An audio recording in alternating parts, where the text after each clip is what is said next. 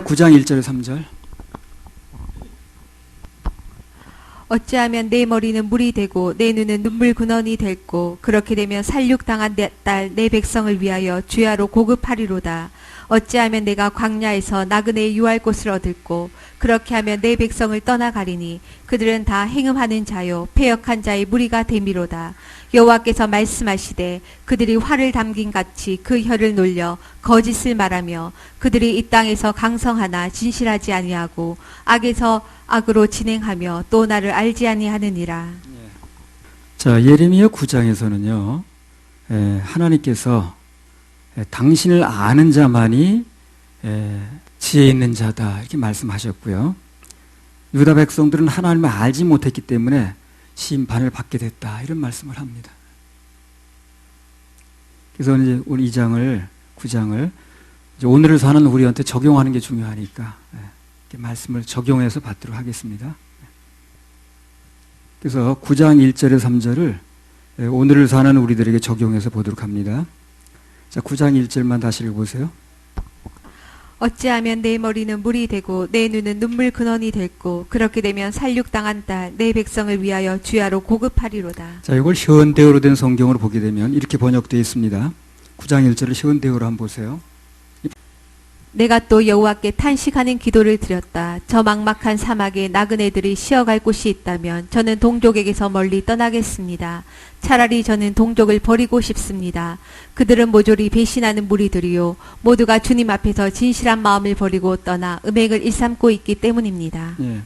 그 이제 성경에 보면요, 사람이 살 수 없도록 타락하다 이렇게 돼 있죠. 이 표제어거든요, 이게요. 그러니까 요 한 구절을 통합하는 표제어가 그거예요. 그걸 반드시 읽으셔야 됩니다. 성전에 올라가는 노래 그러죠. 그 성전에 올라가는 노래 속에서 그 구절이 풀리는 거예요. 성전에 올라가는 사람은 성전에 올라가게 되면은 이러이러한 문제가 해결되고 이러이러한 응답들이 온다는 얘기거든, 그게. 그 표제어가 중요한 거예요. 사람이 살 수 없도록 가다. 여기는 주제어인 거예요. 그걸 꼭 읽으셔야 됩니다. 자, 이건 멸망을 눈앞에 둔 이스라엘 백성들에게 예레미야가 아무리 말을 해도 안 들으니까 답답해서 하는 얘기야. 너무너무 답답한 거예요. 차라리 눈에 안 보이는 먼 곳으로 도망가 버리고 싶다는 거예요. 그건 눈에 보이긴 하지. 그 결과는 뻔하지. 말해도 듣진 않지. 그러니까 차라리 안 보고 나는 딴 데 멀리 가버리고 싶다. 그런 얘기를 하는 겁니다. 참, 이 시대도 마찬가지야. 예. 차라리 눈으로 안 보면 마음이나 편할 텐데 뻔히 지옥 가는 걸 보면서 그 결과가 어떤지 뻔히 보이는데 말을 안 할 수도 없고 진실을 말하면 듣지도 않고 뭐 이단이니 뭐니 하고 어쩌면 좋겠냐는 거예요. 예레미야 심정이. 그 심정이나 우리 심정이나 똑같아. 나 예레미야 읽어보니까 그 심정이나 우리 심정이나 어떻게 똑같은지 너무 똑같아. 그 심정을 알면서 예레미야를 읽는 사람이 몇 명이나 되는지 모르겠네. 또 읽어보십시다. 9장 3절. 여호와께서 말씀하시되 그들이 활을 담긴 같이 그 혀를 놀려 거짓을 말하며 그들이 이 땅에서 강성하나 진실하지 아니하고 악에서 악으로 진행하며 또 나를 알지 아니하느니라. 그것도 현대어로 한번 또 읽어보세요. 9장 3절. 여호와께서 내게 말씀하셨다. 그들의 혀는 언제라도 화살을 쏠 수 있도록 준비된 활과 같아서 이 세상에 판치는 것은 거짓말뿐이고 진실은 어느 구석에도 없다. 그들은 점점 더 흉악한 죄악을 범해가고 있다. 그러면서도 내 말은 전혀 알아볼 생각도 하지 않는다. 네, 그거예요. 바로 그거예요. 지금 이 땅에서의 문제가 뭐냐면 거짓을 말하는 자들이 오히려 강성해진다는 거죠. 그래서 강성해지다 보니까 악에서 악으로 진행되고 유사품에서 유사품으로 진행이 된다는 거예요. 그런 사람이 점점 번성한다는 거예요. 이상하게. 그리고 그들은 하나님의 말씀의 뜻이 무엇인지 알려고도 하지 않는다는 거예요. 이 말씀 그대로입니다. 본문에 있잖아요. 내가 한 말에 대해 전혀 알아볼 생각하지 않는다고 그러죠. 내가 무슨 말을 하게 되면 주님께서 그 말을 전혀 알아보려고 하지 않는다는 거예요. 알아보면 뜻이 나오게 돼 있는데. 이 시대도 똑같습니다. 지금 이 세상에서 판을 치는 건 대부분 거짓말이에요. 진실은 찾아보기 힘들어. 근데 거짓이 너무 많다 보니까 그게 진실처럼 보이는 것 뿐이라. 그 본문에 나온 대로 하나님 말씀을 전혀 알아보려고 생각하지 않는다는 거예요. 귀를 열지 않는다는 겁니다. 하나님 말씀만이 진리고 진실인데 그 말씀을 들으려고 하지 않으니까 그릇된 길로 계속 가는 거예요. 가는 종점은 부산인데 자기는 호남 고속도로를 가면서 자꾸 잘 가려고만 하는 거예요, 지금요. 그러니까 아무리 잘 가려고 운전을 잘해도 도로를 잘못 탔으니까 부산으로 갈 수가 없어요. 목적지로 갈 수가 없는 거예요. 목적지로 제대로 가려면 노선을 바꿔야 되는 거예요. 거기서 열심히 한다고 되는 게 아니에요. 부산 가려고 목적한 사람이 호남선 가는 차를 탔어요. 그럼 그 안에서 아무리 그 사람이 옆에 사람한테 양식 나눠주고 김밥 나눠 먹고 뭐 해도 그렇다고 좋은 일을 한다고 그 노선이 바뀝니까? 그렇지 않죠. 도로 자체를 바꿔 타야 되는 거예요. 근데 사람들은 자기가 바꿔 타야 되는 줄 모르고 그 안에서 열심히 기도하고 열심히 헌신하고 봉사하고 충성하고 밥 퍼주고 떡 퍼주면 되는 줄 아는 거예요. 그렇지 않아요. 차가 잘못 탔으면 바꾸는 수밖에 없는 거예요. 옛날에 내가 어딜 갔다 오는 길인데 어떤 여자분이 내 옆에 앉았어요. 이제 고속버스를 탔는데 그것까지는 아무 얘기거리도 아니야. 그거는 자꾸 나한테 주는 거야. 오징어 드실래요? 상관없다고. 껌 좀 씹으실래요? 상관없다고. 뭘 자꾸 주더라고 그렇게. 좋은 일을 한다고 바꿔 타는 게 아니야 그게요. 좋은 일을 한다고 되는 게 아니고 천국 가는 사람이 어떻게 그 천국 가는 열차 정확하게 안 탔으면 그 차를 바꿔 타야지. 그 안에서 좋은 일을 하고 없는 사람 밥 퍼주고 국 퍼준다고 떡국 퍼준다고 되는 게 아니라니까. 연탄 날라준다고 되는 게 아니라니까. 그거 참 답답하지. 아니 뭐 그런 것도 뭐 나쁜 건 아니에요. 없는 사람 구제할 수 있죠. 그래 그것으로 끝나서는 안 된다는 거예요. 그 목표가 그들을 천국으로 인도할 수 있도록 하는 길 과정에서 일어나는 일이 되는 거죠. 그 자체만 가지고는 아무 의미도 없는 거예요. 그 구청 사회까지 하는 일을 하는 거예요, 지금. 교회에서. 엉뚱한 일을 하는 거죠. 근데 그게 또 이 사회에서는 알아주는 일이 돼버리는 거예요. 이 시대에 저기 훌륭한 목사가 있다. 목사 하는 일이 그겁니까, 그러면? 목사 국 퍼주는 게 목사할 일이에요? 그거 하라고 하나님 세우셨냐고. 떡국 끓여주려고 목사 세워준 거예요? 그 주방장 하나 세우면 되는 거지. 그렇죠? 그거 참 맞지 않는 얘기라는 거예요. 그걸 통해 사람을 건지는 목적으로 쓸 수 있다는 거죠. 그게 목적이 돼서는 안 되는 거예요. 국을 몇만 그릇째 펐다 그러든가. 그럼 몇만 그릇 펀다고 사람이 영원히 구원되냐는 거예요. 난 그것처럼 답답한 일을 못하고 살아요. 연탄 교회가 생겼다고 아예. 연탄 나르는 교회. 그 사무엘 상서에 보면 사울이 무당 찾아가죠. 기력 찾으라고 그 이튿날 소를 잡아서 대접하죠. 그러면 내일 죽을 사람 소 잡아 대접한다고 되는 거예요, 그게? 그렇지 않죠. 죽을 사람을 죽지 않게 만들어줘야지. 그런 일을 하는 거예요, 지금요. 내일 지옥 갈 사람도 오늘 잘 먹여주는 거예요. 오늘 그냥 밥 퍼주고, 우물 파주고, 외국 나가 선교한다고 나가가지고 그냥 또랑 쳐주고 이렇게 하니까 그게 선교인 줄 아는 거예요. 영혼을 건져줘야죠. 복음을 전해서.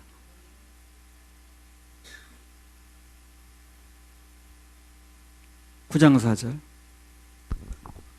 너희는 각기 이웃을 삼가며 아무 형제든지 믿지 말라. 형제마다 온전히 속이며 이웃마다 다니며 비방함이니라. 예. 그래서 어떤 친구도 너희를 비방하며 돌아다니게 마련이 친구와 형제를 믿지 말아라 그랬어요. 예. 그 현대어로도 한번 읽어보세요.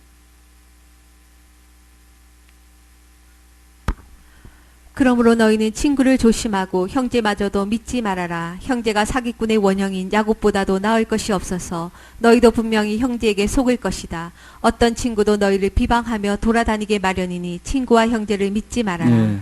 사람 믿을 게 못 되는데 특히 복음, 영혼 구원에 있어서는 하나님 말씀 외에는 아무것도 믿으면 안 됩니다.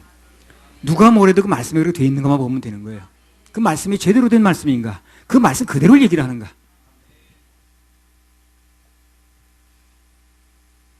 그 연평해전을 사람들이 보는 이유가 그거 아니겠어요?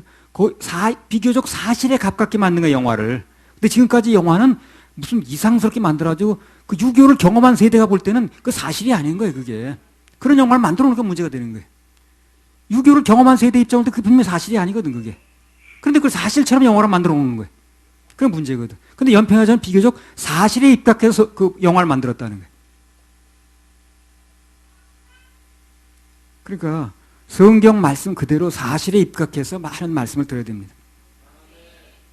최후에는 말씀만이 책임을 집니다. 어느 목사가 말했다 그 목사가 책임지는 게 아니에요. 말씀만이 책임을 집니다. 자, 9장 5절. 그들은 각기 이웃을 속이며 진실을 말하지 아니하며 그 혀로 거짓말하기를 가르치며 악을 행하기에 수고하거늘. 이것도 현대어로 또 한번 읽어보세요. 거짓 선지자들이 뭘 하는가에 대해서 써놨습니다. 그들은 서로 어떤 사람이든지 속이며 진실을 말하는 사람은 하나도 없다. 그들은 모두가 속이고 거짓말하는 데는 선수들이다. 그들은 모두가 너무 오랫동안 거짓과 죄악에 얽혀 있어서 더 이상 그 속에서 빠져나올 수도 없는 신세들이 되었다. 그래요. 전부 여기저기 속이는 사람만 있지 진실을 말하는 사람이 없다는 거예요. 그야말로 속이고 거짓말하는 선수들만 모여서. 왜 그러냐면요. 그들도 속은 사람들이니까 진실을 말해줄 수가 없는 거예요. 속은 사람이 무슨 진실을 말하겠어. 감염된 호흡에서는 바이러스만 나오듯이 중독된 입에서는 중독된 말만 나오는 거라. 그 메르스 걸린 사람 근처도 안 가려고 하는 사람들이 그보다 심각한 것은 그런 입 근처에 가면 안 되는 거거든. 근데 그 근처에 막 가는 거야. 그게 더 치명적인데 사실상. 메르스 걸렸다고 지옥 갑니까? 그건 아니죠. 그러나 잘못된 말을 듣게 되면 지옥 가잖아요. 더 조심할 게 그건데. 근데 여기 본문의 말씀대로 그대로입니다. 모두가 너무나 오랫동안 거짓된 입술에 중독이 되어 있어서 더 이상 그 속에서 빠져나올 수가 없는 신세들이 됐다는 겁니다. 그렇죠? 그 속에서 빠져나올 수 없는 신세들이 되었다 그러죠. 빠져나오지 못하는 거예요. 그냥 거기서. 이거 언젠가 한번 결단을 해야 됩니다. 결단. 그 전도를 해보면 그 말씀이 그대로 맞다는 게 너무 실감나. 중독이 돼가지고 빠져나오지 못해. 좀 빠져나오려고 해도 너무 심한 중독이 돼가지고 잘 안 되는 사람이 너무나 많더라고요. 그리고 또 아예 빠져나오려고 하지도 않고 또. 그래서 우리는 어떻게 하든 간에 영혼의 해독제를 쓸어 다니는 겁니다. 이게 이 사역 2009년도 집중을 하기 전부터 2007년, 2006년도에 제천에 집회할 때부터 우리 해독하러 다닌다는 말씀을 하셨어요. 근데 그때 뭘 해독하는지를 모르는 거예요. 예. 무슨 해독하러 다니냐. 예. 무슨 해독하는지 몰랐는데 나중에 몇 년 지나다 보니까 이게 이제 드러나는 거예요. 영혼의 해독제는 오직 예수님 십자가 보혈밖에 없습니다. 그 어떤 해독제도 안 맞아요. 예수님 십자가 보혈만 맞습니다. 나의 죄를 씻기는 예수의 피밖에 없네. 피밖에 없어요. 요즘 교회에서 이 노래 잘 부르지도 않더라고, 찬송가. 뭘 부르는지. 나의 죄를 씻기는 예수의 피밖에 없네. 기쁜 날, 기쁜 날. 추운 나의 죄 다시 쓴 날. 이게 우리 그전에 어렸을 때 많이 불렀거든. 근데 요즘에 교회에서 이런 노래 잘 안 부르더라고. 예레미야 9장 6절. 죄 씻은 날이 없는데 그런 노래를 부르겠어요. 뭐 있어야 그런 노래를 부르지. 예레미야 9장 6절. 내 처소는 괴율 가운데 있도다. 그들은 괴율로 인하여 나 알기를 싫어하느니라. 나 여호와의 말이니라 하시니라. 괴율이라는 게 뭡니까? 한마디로 말하면 교묘하게 속이는 겁니다. 여기 내 처소는 괴율 가운데 있도다. 그들은 괴율로 인하여 나 알기를 싫어하느니라 그러는데 속임수 때문에 속아서 하나님을 알려고 하지 않는다는 겁니다. 조금만 마음을 열면 진실이 들어갈 수 있는데 하나님 말씀을 모르다 보니까 하나님 외의 것, 사람의 이론과 전통에 속아서 살게 되는 거예요. 손 사람 이론. 그 신학이라는 게 누가 만들어 놓은 거예요? 그 사람이 만든 거죠. 학자들이. 그 사람 다 잡아놓는 거예요. 그게. 정말 말씀 속으로 들어와 보세요. 왜 속는가? 사람들이 속는 것은 질 대신 하나님 말씀에 귀를 기울이지 않고 그 외의 것을 들으려고 하니까 속는 거예요. 선택은 자기가 하는 거예요. 속지 않으려면 이 세상 누가 뭐라 해도 말씀만 들으셔야 됩니다. 그래야 속지 않습니다. 자, 9장 7절. 만군의 여호와께서 이같이 말씀하시되 보라 내가 내 딸 백성을 어떻게 처치할고 그들을 녹이고 연단하리라. 예, 그래서 그들이 그런 속은 상태에 있으니까 어제 뭐라 그랬어요? 그 잠언서에 보니까 거만한 사람은 심판이 있고 어리석은 자는 채찍이 있다 그랬죠. 이 속는 사람은 채찍을 해서라도 건져내는 거예요. 하나님께서. 교만해서 안 받는 사람은 심판밖에 없는 거예요. 희망이 없으니까. 교만하진 말아야 되겠어. 절대. 어리석더라도. 어리석으면 채찍을 써가지고 건져낸다는 거예요. 때려서라도. 근데 교만한 사람은 방법이 없다는 거예요. 그래 심판이 있다는 거 아니에요. 심판은 거만한 자를 위해서 예비된 것이요 채찍은 어리석은 자의 등을 위해서 예비된 것이니라. 거만한 사람은 바로 심판으로 들어가는 거예요. 더 이상 방법이 없는 거예요. 마음이 높으니까. 그러나 어리석은 자는 몰라서 그러는 거거든요. 채찍을 때려서라도 건져내겠다는 거지. 속은 사람들은 어리석은 상태에 있는 거거든요. 어리석은 게 속지요. 그들을 꺼낼 수 있는 방법으로 동원하는 게 채찍입니다. 연단과 고난이에요. 연단과 고난을 막 주셔가지고 세상과의 어떤 그 연결이 좀 약하게 만들어서 병이 걸리든가 사업이 망하든가 어떻게 해가지고 그게 건져내는 거예요. 좀 약해졌을 때 구원하시려고. 지금 뭔가 인생의 괴로움을 당하고 있는 분들은 그것을 통해서 하나님께서 내 인생에 뭘 하시려고 하는가 이걸 빨리 알아들어야 됩니다. 빨리 알아야 돼요. 그래서 하나님께서 이걸 통해서 내가 인생에 어떤 붙들고 있는 걸 좀 약하게 만들어서 놓게 만들어서 하나님 말씀이 들어가게 만드시려고 하는구나. 이걸 빨리 알아들어야 돼. 근데 교만해가지고 이걸 못 알아들으면 심판이 바로 들어가는 거예요. 그래서 하나님께서 그런 연단과 환난을 통해서 사람이 세상 끈과 미련을 놓고 영혼을 구원하는 기회로 복음의 귀를 기울이는 기회로 삼으시려고 하는 겁니다. 그 마음을 알아들어야 돼. 하나님 마음을. 그럴 때일수록 원망하지 말고 불평하지 말고 마음을 가난하게 해서 하나님 말씀에 귀를 기울이면 오히려 그것이 전화의 복이 될 수 있습니다. 절대 잃은 게 아니에요. 그게요. 손해본 것도 아닙니다. 그걸 통해서 내 하나님 만날 수 있으면 영원히 구원받을 수 있으면 그러면 내가 재산을 좀 잃었다 할지라도 건강을 좀 잃었다 할지라도 손해본 게 아니라는 거예요. 영혼이 잘 되면 그 나머지는 저절로 잘 됩니다. 정말 저절로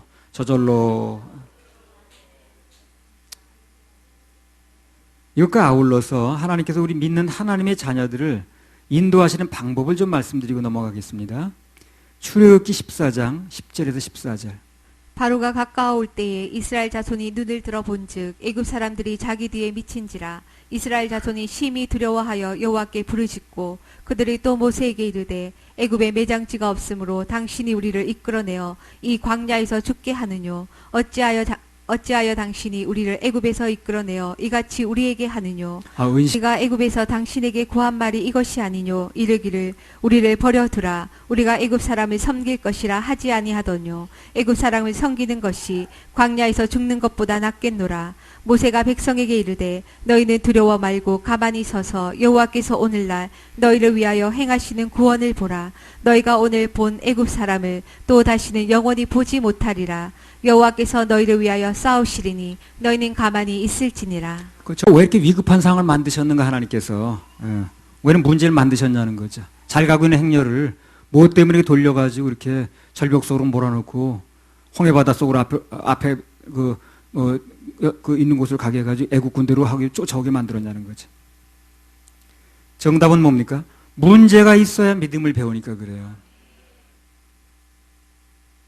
문제가 있을 때 믿음을 배우는 거지. 안 그러면 이론만 있어요. 맡긴다고 이론만 있는 거지.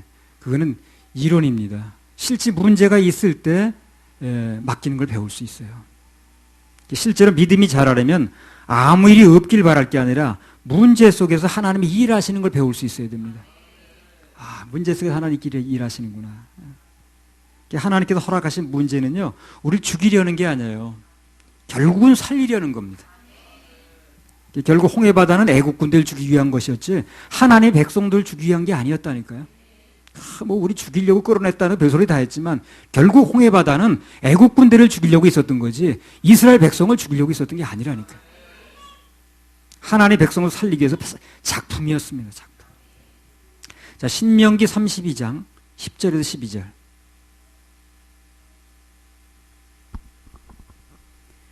여호와께서 그를 황무지에서 짐승의 부르짖는 광야에서 만나시고 호위하시며 보호하시며 자기 눈동자같이 지키셨도다. 마치 독수리가 그 보금자리를 어지럽게 하며 그 새끼 위에 너풀거리며 그 날개를 펴서 새끼를 받으며 그 날개 위에 그것을 엎는 것 같이 여호와께서 홀로 그들을 인도하셨고 함께한 다른 신이 없었도다. 네. 자, 10절에 보면 여호와께서 그를 황무지에서 짐승의 부르짖는 광야에서 만나시고 호위하시며 보호하시며 자기의 눈동자같이 지키셨다 그랬습니다. 그래서 눈동자같이 지키셨다고 그러는데 그 방법이 뭐냐는 거예요. 방법을 좀 알 필요가 있어요. 안 그러면 시험 들어요. 아니 눈동자같이 지키신다더니 이게 뭐요?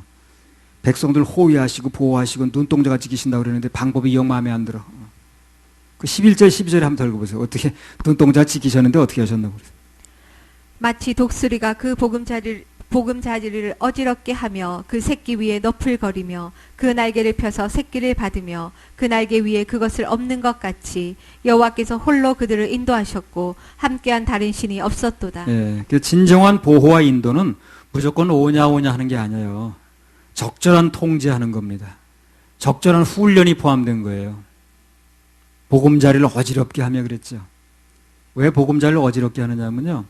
그 독수리가 모든 새가 다 마찬가지입니다만 그 새집 진 거는 내가 잘 알아요. 왜냐면 어렸을 때 새집을 내가 많이 이제 왜 또 건드려가지고 새만 지면 그냥 찾아다니면서 새집 건져가지고 그거 왜 그렇게 내버려 두지 그냥 못 돼가지고 이제 알을 다 건져내고 이제 새 그거 해보면요 그 안에는 솜털을 잘 깔아요. 그래가지고 그 겉에만 좀 이제 이렇게 울퉁불퉁한 그 이렇게 나뭇가지 같은 걸 해본 거죠. 그 안에는 들어가면 들어갈수록 이제 해가지고 그 아주 그 알이 딱 있는 데는 솜털로 해놨거든. 그러니까 이제 새끼들이 커가지고도 안 나와 거기에 부드러우니까. 그러니까 막 들썩거리는 거야. 보금자리를 어지럽게 하는 거야. 그래 나오지요. 그래 넓은 세상으로 나오잖아요. 넓은 세상으로 나와서 이제 살려면 세상을 이겨야 되겠거든. 예. 그러니까 이제 어떻게 하느냐면요. 그 독수리가 날개 그 집 지는 데 보면 그 전방 가면 까막산이라고 있어요. 바위돌 위에다 칩니다. 한 절벽 같은데. 그래가지고 탁 데리고 나와. 그래가지고 공중에 가서 그냥 사정없이 떨어뜨려 그냥. 그러면 새끼들이 막 날개를 치면서 그냥 안 죽으려고 막 이제 떨어지면서 별 얘기 다 하겠지. 이거 엄마가 맞는 거야 지금 이거 어떻게 된 거야 지금. 우리 엄마 맞는 거야 이거. 그러면요 다 어떻게 하냐면요 쏜살같이 딱 이제 떨어지는 걸 공중에서 보내다 불거리면서 보는 거예요. 엄마가요. 보고 있다가 딱 떨어져가지고 머리에 부딪혀 죽게 만들지 않습니다. 떡 떨어질 정도 되면 쏜살같이 내려 밑에서 받아요. 예. 한 번도 실수 안 합니다. 난 독수리에 못 받아서 새끼 떨어져 죽었다는 얘기 못 들은 적이 없어요. 예. 봤습니다. 이렇게 받아가지고 또 막 올라가. 어떻게 할 거야? 또 떨어뜨려요. 예. 그러면 새끼가 또 좀 쉬었다 하지 그냥 또 한다고 말해. 떨어뜨려 사정없이 떨어뜨려가지고 또 그 다음에 쏜살같이 내려가지고 또 밑에서 받는 거예요. 그게 그렇게 하여튼 뭐 하루에 막 수십 번씩 그렇게 하는 거예요. 그럼 날개가 어떻게 될까요? 독수리 새끼가 강해지죠. 그러니까 그렇게 훈련 받았기 때문에 다른 새를 이기는 거예요. 안 그러면요 독수리가 까마귀도 쫓겨다녀요. 훈련 안 받은 독수리는. 진짜요. 훈련 안 받은 독수리는요 까마귀도 쫓겨다녀요. 날개가 힘이 붙은 다음에 해야지 하지만 그렇지 않은 거예요. 훈련하면서 힘이 붙는 거예요, 이게. 우린 그렇게 생각하거든.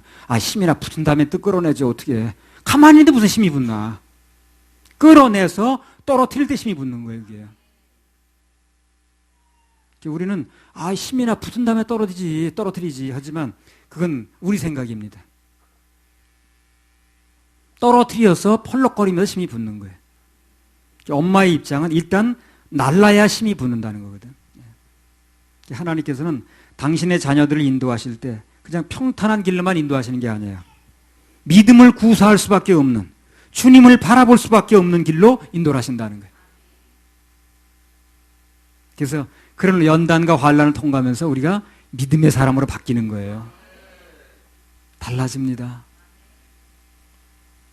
그러니까 그런 연단을 걷지 않은 사람은 말만 믿는다고 그러지 이론이에요, 그게. 근데 실제 그런 걸 겪은 사람은 실질적으로 맡기는 법을 배우게 됐고 믿음이 자라는 겁니다. 그래서 우리가 하나님께 맡긴다고 하는 것은 그냥 아무것도 안 하는 걸 말하는 게 아니에요. 일단 해봐야, 실수도 해봐야 이제 믿음을 배우는 거거든. 우리도 뭐 이런 방법을 저런 방법을 써보니까 이렇게 하면 안 되겠구나, 저렇게 하면 안 돼, 알게 된 거죠. 안 해봤으면 모르죠. 근데 실제로 그런 방법을 해보니까 이런 식으로 해서는 안 되겠다는 방법이 나오는 거 아니야. 분명한 것은 무엇인가? 새끼들이 힘이 딸려서 땅에 떨어질 정도가 되면 쏜살같이 날아가서 받는다는 거예요. 절대 새끼들이 땅에 그냥 처박혀 죽게 하지는 않는다는 거예요. 훈련은 살리려는 목적이지 죽이려는 목적이 아니거든. 그렇죠? 살리려는 목적이지. 절대로 죽이려는 목적이 아니에요. 이생에 그 자식 죽이려고 훈련시키는 부모는 없어요. 결국은 사는 것입니다. 그래서 그런 연단과 훈련 가운데 있을 때 감사하면 됩니다. 그건 빨리 끝나요. 할렐루야. 우리 하나님께 박수 올려드려요. 자, 예레미야 9장 8절. 그들의 혀는 죽이는 살이라 거짓을 말하며 입으로는 그 이웃에게 평화를 말하나 중심에는 해를 도모하는도다. 현대어로 한번 읽어보세요. 9장 8절. 그들의 말은 독이 묻은 화살과 같아서 맞으면 직사하는 결과밖에는 없다. 모두가 서로 음흉한 생각을 품고서 말하기 때문에 겉으로 듣기에는 우정과 정성이 담긴 말들 같지만 그 말 속에는 서로 옳가 잡으려는 올가미들이 숨어 있다. 예. 그래 거짓 선지자들이 하는 말은 언뜻 들어보면 일리가 있는 것 같아. 뭐 책을 갖다 증거로 대고 그러니까. 독이 잔뜩 묻은 거야. 독이란 게 뭐가 독입니까? 천국 갈 수 없는 말을 하니까. 예수만 믿는 얘기가 아닌 거예요. 들어보면 뭘 갖다 사람들이 해야 된다는 거예요. 그래서 천국 갈 수 없어요. 그런 물은 먹을수록 중독이라. 그런 말은 들을수록 올감이라. 그런 중독된 말을 오래 들은 사람일수록 그 올감에서 쉽게 빠져나오지 못해요. 그 2013년 8월 19일 날 그 조선일보에 보니까 교회의 사회적 책임을 위해 평생 바친 목회자 강화무게 그렇게 나왔거든요. 이 사람이 뭘 했느냐 하면 평생도록 사회운동을 한 거야. 유명한 목사입니다, 이 사람. 어디 갔나, 이거. 아주 사회에서 굉장히 알려진 목사예요. 이 목사가. 강화무게인데. 이 사람 평생 사회운동만 했어. 약자를 도운다고 그러고. 정치적인 일하고. 시국선언하고. 그러니까 국가에서 하는데 잘못됐다고 그러고. 그러면 일생 동안 그런 일을 한 사람이 언제 보혈에 대해서, 예수님 보혈에 대해서, 인간의 죄사함에 대해서, 영혼 구원에 대해서 언제 강조를 했겠냐는 거예요, 이 사람이. 그 교회 사람들이 그런 얘기를 언제 들었겠냐는 거예요. 맨날 사회가 뭐 어떻고, 무슨 뭐 전두환 정권이 어떻고, 무슨 뭐 이런 얘기만 들었지, 그 사람이 언제 인간이 죄사함 받는 얘기를, 보혈에 관한 얘기를 들었겠냐는 거예요. 그런 류의 말을 듣고 인생을 보내는 사람은 속아서 산 거기 때문에 나중에 결과는 상상을 초월할 정도로 참혹합니다. 왜 그렇습니까? 지옥 가니까. 뭘 시골길하고 자매기를 맺어서 뭐 꽃감이나 팔아주고 연탄이나 날라주고 그런 곳에서 무슨 예수 보혈과 영원 구원을 강조하겠느냐는 거예요. 나는 회의적으로 봅니다. 그런 강조하지 않을 거예요. 그래 거기서 뭐 되게 좋은 일 많이 같은데 영원히 건지는 역사가 없는 거예요. 교회는 그런 거 하는 데가 아니에요. 교회는 영혼 건지는 데입니다. 나 그거 강조하고 싶어. 예레미야 9장 9절. 내가 이 일들을 인하여 그들에게 벌하지 아니하겠으며 내 마음이 이런 나라에 보수하지 않겠느냐 여호와의 말이니라. 예, 그래서 진정으로 하나님 말씀을 듣지 않고 하나님께로 돌아오지 않고 계속해서 그런 상태에 있으면 하나님의 심판이 기다리고 있는데 그 심판이 뭐겠습니까? 그게 지옥 심판이에요. 이런 게 지금 엄청난 지금 사실이 앞에 눈앞에 있는 거예요. 반대로 예수님만 믿으면 오직 예수님만 믿는 겁니다. 예수님만 믿으면 심판이 이르지 않습니다. 그건 제 말이 아니고 주님의 약속이에요. 요한복음 5장 24절.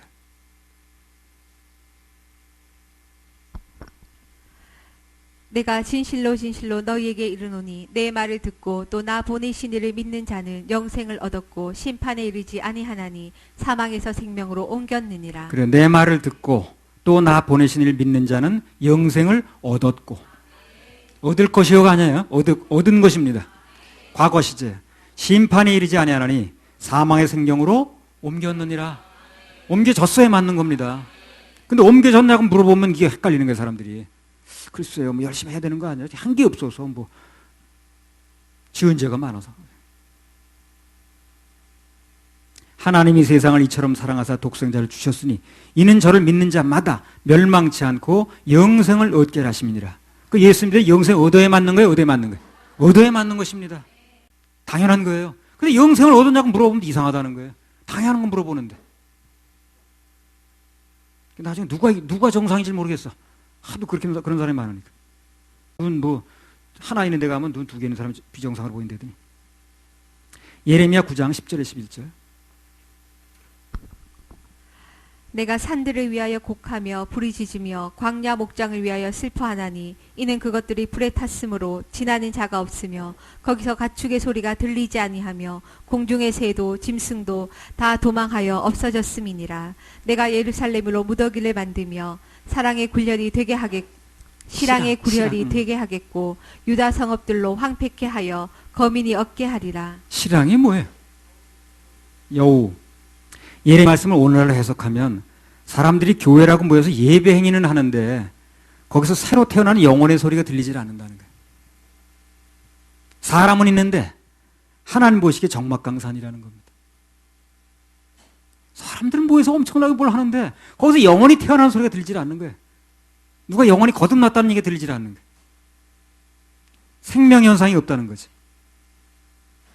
살았으면 생명현상이 당연히 있는 거거든. 그러니까 속지 않으려면 지금 자기가 속한 곳에서 1년에 단 한 명이라도 영혼들이 죄사함 받고 새로 거듭 태어난 현상이 일어나는가, 그걸 유심히 한번 살펴보세요. 그러면 그곳의 영적인 상태가 정확하게 보일 겁니다. 그리고 과연 내가 어디에 속할 것인가, 어디서 시간을 보낼 것인가, 이것도 판단이 서는 겁니다. 자, 9장 12절. 지혜가 있어서 이 일을 깨달을 만한 자가 누구며 여호와의 입의 말씀을 받아서 광포할 자가 누구인고. 예. 그래서 지금 이 시대에 하나님께 찾는 사람은 이러한 하나님의 마음을 깨닫고 용기 있게 선포할 사람이 누군가, 이 사람을 찾고 있는 거예요. 그런 사람 찾아서 하나님께서 복음의 말씀도 주시고 권능도 주시고 힘도 주시고 물질도 주셔서 사명 감당할 수 있게 해주시는 겁니다. 예. 정말 주님께서 이 마지막 세대에 애타게 찾는 사람이 바로 이런 사람이라, 이런 단체라, 이런 교회라. 복음 전하는 교회, 복음 전하는 단체. 예레미야 9장 13절. 여호와께서 말씀하시되 이는 그들이 내가 그들의 앞에 세운 나의 법을 버리고 내 목소리를 청종치 아니하며 그대로 행치 아니하고. 여기 하나님께서 이스라엘 백성들 책망하시며 하신 말씀 중에 그들이 자기 앞에 세운 내 법, 하나님의 법을 버렸다는 겁니다. 이것도 오늘날 우리에게 주시는 말씀으로 재해석하면 하나님께서 우리들에게 인간들의 구원의 방법으로 세운 법은 또 하나밖에 없어요. 믿음의 법입니다. 근데 사람들이 이 법을 자꾸 버린다는 거예요. 받질 않는다는 거예요. 로마서 3장 20절에서 28절.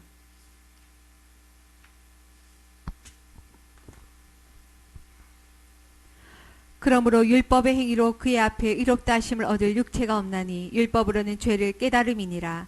이제는 율법 외에 하나님의 한 의가 나타났으니 율법과 선지자들에게 증거를 받은 것이라. 곧 예수 그리스도를 믿음으로 말미암아 모든 믿는 자에게 미치는 하나님의 의니 차별이 없느니라.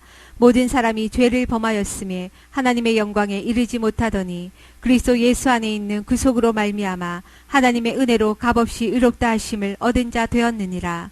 이 예수를 하나님이 그의 피로 인하여 믿음으로 말미암는 화목제물로 세우셨으니 이는 하나님께서 길이 참으시는 중에 전에 지은 죄를 간과하심으로 자기의 의로우심을 나타내려 하심이니 곧 이때에 자기의 의로우심을 나타내사 자기도 의로우시며 또한 예수 믿는 자를 의롭다 하려 하심이니라.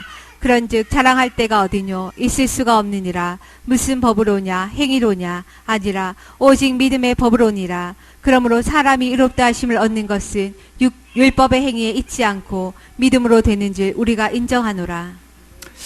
자, 로마 3장 27절에 보면 그런즉 자랑할 때가 어디뇨? 있을 수가 없느니라. 무슨 법으로냐? 행위로냐? 아니라 오직 믿음의 법으로니라. 행위로 되는 게 아니라는 거예요. 오직 예수 그리스도가 십자가에서 해놓으신 법, 그것을 믿는 법으로만 된다는 거예요. 오직 그것만 가지고 됩니다. 구원을 받으려면 특별히 믿음의 법을 잘 알아야 돼요. 율법과 은혜의 차이를 잘 알아야 된다니까요. 자, 창세기 3장 6절에서 11절. 여자가 그 나무를 본즉 먹은직도 하고 보안직도 하고 지혜롭게 할 만큼 탐스럽기도 한 나무인지라. 여자가 그 실과를 따먹고 자기와 함께한 남편에게도 주매 그도 먹은지라. 이에 그들의 눈이 밝아 자기들의 몸이 벗은 줄을 알고 무화과 나무 잎을 엮어 치마를 하였더라. 그들이 날이 서늘할 때에 동산에 거니시는 여호와 하나님의 음성을 듣고 아담과 그 아내가 여호와 하나님의 낯을 피하여 동산 나무 사이에 숨은지라. 여호와 하나님이 아담을 부르시며 그에게 이르시되 내가 어디 있느냐 가로되 내가 동산에서 하나님의 소리를 듣고 내가 벗었으므로 두려워하여 숨었나이다. 가라사대 누가 너의 벗었음을 내게 고하였느냐 내가 너더러 먹지 말라 명한 그 나무 실과를 내가 먹었느냐. 아담이 가로되 하나님이 거기까지 보겠습니다. 자, 21절로 넘어가세요. 여호와 하나님이 아담과 그 아내를 위하여 가죽옷을 지어 입히시니라. 두 가지 옷이 나왔습니다. 하나는 무화과 나무 잎으로 만든 옷이고 또 하나는 가죽 옷입니다. 그렇죠? 자, 이 두 가지 옷의 근본적인 차이는 뭡니까? 누가 그 옷을 만들었느냐 차이예요. 하나는 사람이 스스로 만든 옷이고 또 하나는 하나님이 만들어 입힌 옷입니다. 여기 바로 율법과 은혜의 차이라. 율법이라는 건 한마디로 내가 스스로 하는 거예요. 누가 해주지 않아요. 그러나 은혜는 하나님께서 대신 해주는 겁니다. 문자 그대로 은혜입니다. 그래서 내가 무화과 나무 잎으로 만들어 입은 옷은 내가 스스로 만들어 입었으니까 율법. 그리고 예수님께서 어떤 희생의 생명의 희생을 통해서 만들어준 옷을 갖다 입히셨는데 그것은 은혜의 옷. 어떤 옷을 입어야 되는가? 후자의 옷을 입어야 돼요. 그래서 하나님 앞에 통하는 옷은 오직 예수님 피로 만들어서 그분이 친히 입혀주신 가죽옷. 그 옷을 입어야만 되는 거예요. 하나님 앞에서는 오직 그 옷을 입고 나가야만 통하는 것입니다. 그 옷을 입고 나가야만 입은 게 되는 거예요. 그 옷을 입을 때까지는 입은 게 아니라 자기 나름대로 입었는지 모르지만 하나님께서 보실 땐 벗은 겁니다. 자, 고린도 후서 5장 2절에 3절. 벗은 줄 몰라 사람들이. 자기 손으로 만들어 입었으니까 선행을 하고 있으니까 좋은 일 하고 있으니까 열심히 뭘 하고 있으니까 그 옷을 입은 줄 아는 거예요. 그 입은 게 아니에요. 고린도 후서 5장 2절에 3절. 과연 우리가 여기 있어 탄식하며 하늘로부터 오는 우리 처소로 덧입기를 간절히 사모하노니 이렇게 입음은 벗은 자들로 발견되지 않으려 함이라. 그래요. 우리가 예수 그리스도로 말미암아 덧입길 바란다는 거예요. 왜? 벗은 자로 발견되지 않으려고. 그럼 그 사람 지금 벗고 있냐 그 말이에요 지금. 그렇지 않죠? 옷을 입고 있어요 뭔가. 그건 하나님 보실 때 입은 게 아니라는 거예요. 하나님 옆에서 가장 급한 것은 벗은 자들에게 옷을 입혀주는 겁니다. 여타 다른 곳은 뭐가 그렇게 급한지 모르니까 뭐 바자회나 조고리회 뭐 밥퍼주고 굽어주고 연탄날 그거 바쁜 거야 지금. 벗은 사람 옷 입혀주는 게 바쁘지. 그렇죠? 밥을 주기 앞서 옷부터 입혀야지 벗었는데. 그렇잖아요. 누가 여기서 옷을 벗고 있으면 밥을 주기 전에 먼저 옷부터 입혀야지. 그게 더 급한 거 아닌가? 밥 주는 게 급해요? 옷 입히는 게 급하지. 그렇잖아요. 예. 우리는 그게 먼저 급한 일이라고 생각하니까 열일조차 하고 그거부터 하는 거예요. 그래서 그게 되어지면 옷을 입으면 구원의 옷을 입으면 그 다음에 무슨 구제도 하고 나눔도 하는 거예요. 그렇잖아요. 벗은 사람 앉혀놓고 밥부터 줍니까? 왜 옷부터 입혀야지. 그래서 옷을 벗은 거기 때문에 구원의 옷을 먼저 소개를 하는 거예요. 그게 되어져야 뭘 그 다음 프로가 나가지.